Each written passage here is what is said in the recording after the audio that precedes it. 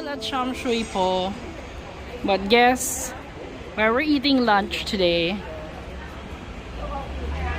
This is Tim Ho Wan. And this Sham Shui Po location is actually their second branch. The very first one was in Mongkok but has since moved to Olympian City. So this is their oldest branch that's still in the same location as it first opened. And there's always a line here. You have to get a number.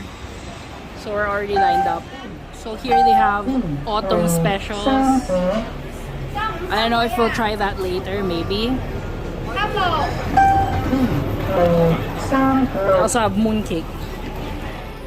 Spoiler alert, this isn't my first time dining in this branch, but it is my first time visiting since they've gotten a major renovation.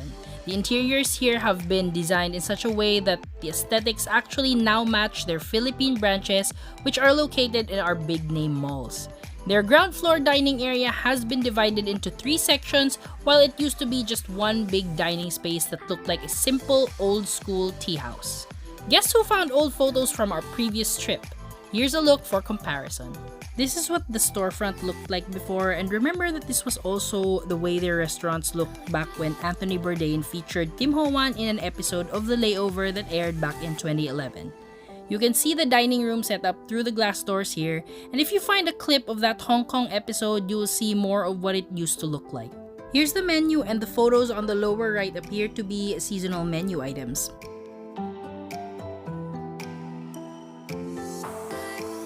Radish cake.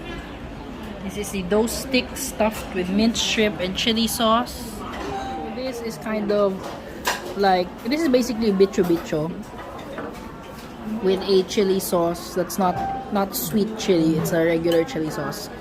And then it's got shrimp inside. You can see the shrimp stuffing here. It's not mashed. It's the one at the top left. Not the mashed kind. This radish cake is like the most delicate one I've eaten so far. Like I'm having a hard time picking it up because it's kind of super soft, but really tender and delicious. But yeah, it's really soft set.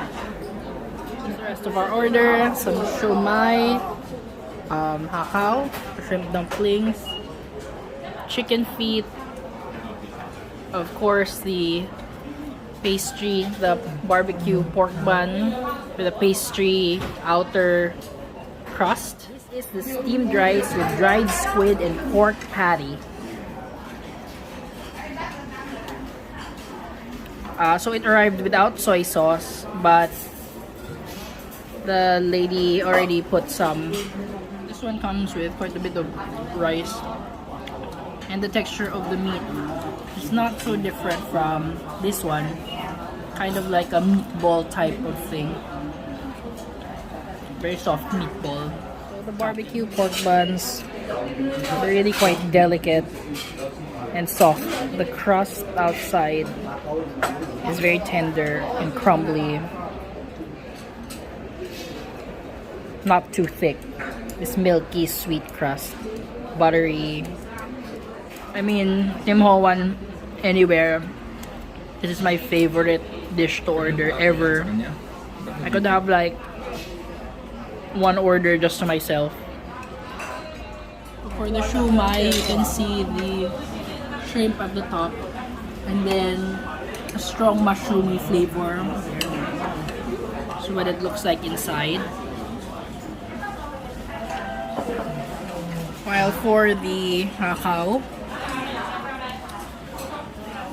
it's the whole pieces of shrimp inside. Check out this chicken feet. This chicken foot. It's human finger size already. It's quite big. So let's talk tea. This is the white peach oolong for $8. So apparently most places in Hong Kong will have a tea charge, and this is an automatic sort of thing. For Tim Ho Wan, it says on the menu that there is a minimum of $6 per customer. We ended up ordering white peach oolong, so that's a premium, maybe a bit of a special or a premium tea. So when you go someplace else, they will still have the tea charge, and think of it as something like a service charge for them. This is the sea coconut sago sweet soup. I don't think we have this in the Philippines.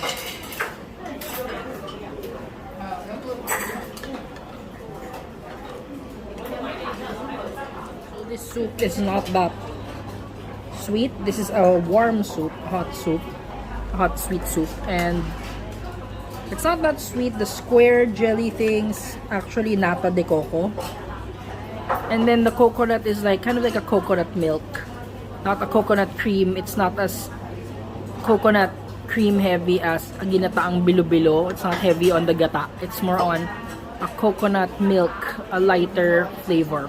Yeah.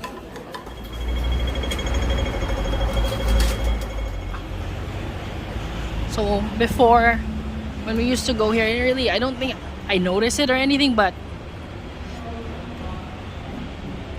they didn't have as many international cuisine as they do now. Wherein we were walking and I just saw like 3 Vietnamese restaurants, 2 Thai restaurants, there's now a pizza place, and so many coffee shops. That's the way this part of town is changing.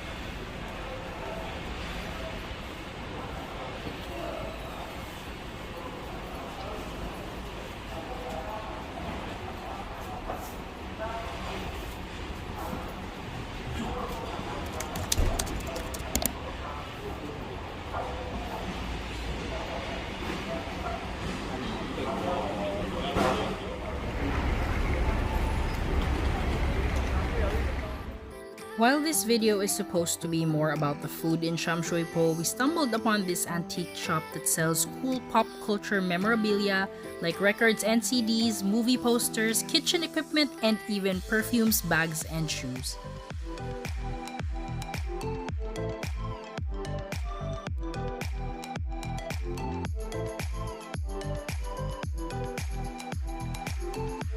For the second Thai today, I am going to have some egg tarts. This one is $5 each and looks more like this. Not the floral shaped one, but more like, it looks a little bit flakier. Tarts looking extra yellow orange. I'm gonna try it now. This is the flakier kind, rather than the shortbread kind. Not that strong on the vanilla flavor, not particularly sweet. I would say it would lack a little bit of sweetness. It's not really like the condensed milk type.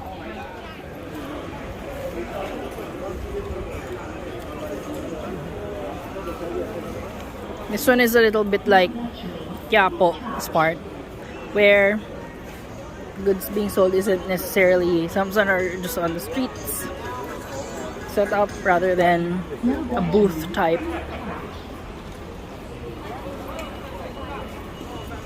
So what have we bought in the street market before? On previous trips, we've bought a lot of bed sheets, bags, you know, just simple shoulder bags for commuting.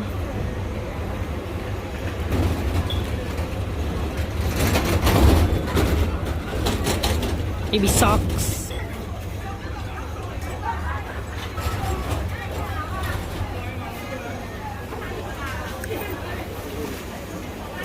So this is the palengke part. As you can see, giant wing.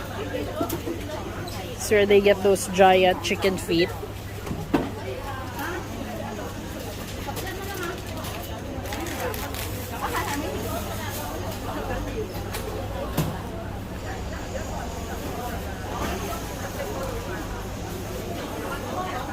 And this is the store. It is a frozen meat shop. And we just bought, I think, mushrooms, dried stuff. There's like sauces and other ingredients to the left side, and that's where we bought some stuff. More dried chorizo sausages, basically. This is their version of palengke. Dried fruits, nuts. Okay, take 3 Dynasty Bakery Cake Shop. Here, what they have is $4 this time. More of that traditional shortbready floral shape, with the custard being more a lemon yellow than an orangey one. We're going to try this now. I also got other kinds of bread. I don't know if this is like a mochi bread type of thing, because it looks like it texturally. Opia, donuts, cake. Now I have it from that bakery.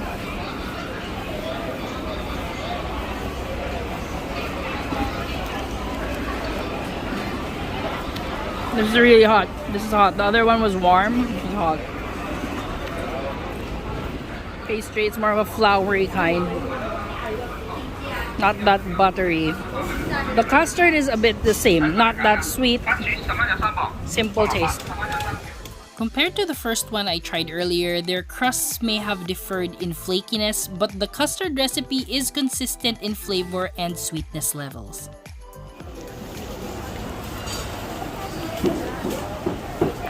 Look at the crowd. This is takeout for dinner.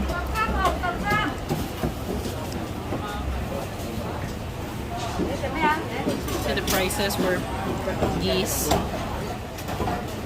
And then I think pork. This is a newly opened dumpling store. And then here, meat shop where you can pay using your octopus card. Then more dried ingredients. And then go up here.